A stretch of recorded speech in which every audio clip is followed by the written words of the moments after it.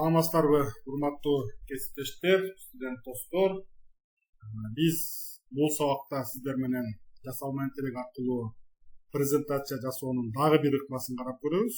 Башкача айтканда, Slides Go деген жасалма интеллект боюнча бул сабакта карайбыз.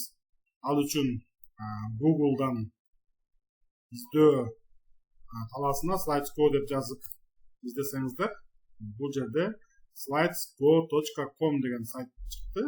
Ушул сайт аркылуу киребиз. Эгерде сиздер биринчи жолу ушул сайтка кирип жаткан болсоңуздар, анда сиздерге каттоо талап кылынат.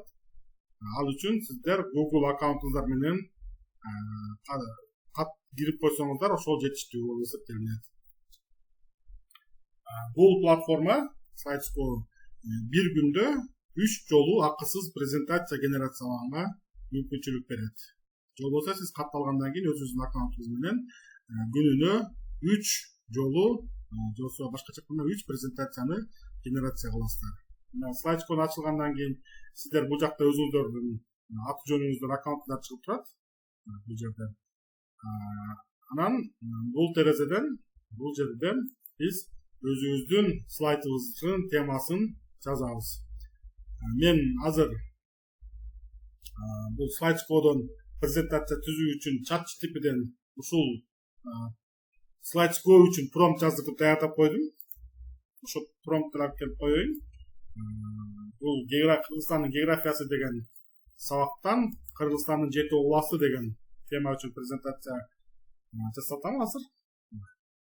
Мен бул промптту ChatGPT'ден жаздырдым, даяр кылып койдум. Ошол эле промпт алып келип койдум.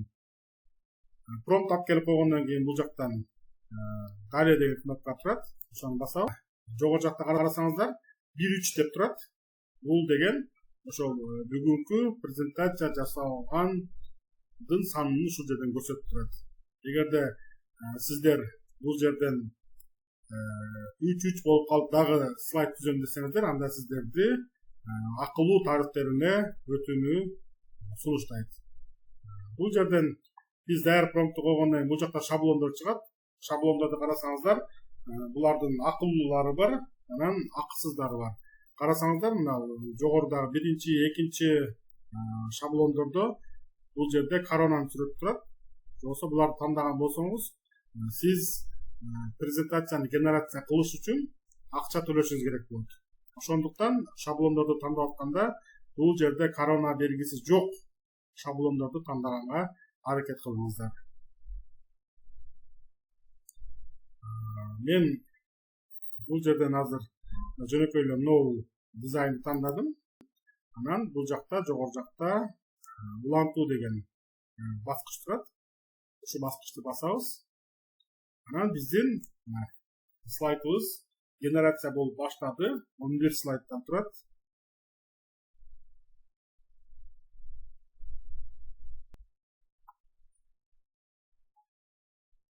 Дээрлик биздин презентация бүттү. Азыр бул жерден сүрөттөр загрузка болуп жатат. Биздин слайдтар ушундай тартипте презентация даярдап берди. Эми бул жерде карасаңыздар, мына биздин экинчи слайд түздүк. Дагы бир жолу презентация түзүү мүмкүнчүлүгүбүз бар. Бул жерден сиздер презентация түзүп бүткөндөн кийин буну жогору жактан скачать, көчүрүү деген баскыч турат. Ушуну басып өзүңүздөрдүн компьютерлериңизге көчүрүп алып иштесеңиз болот. Мына биздин презентацияны көчүрүүнүн шыпкасын берди. Бул жерден дагы көчүрүү баскычын бир жолу бастым. Биздин слайд загрузкага түштү. Эми ушул жерден ачып алып, колдонуп иштей бересиздер.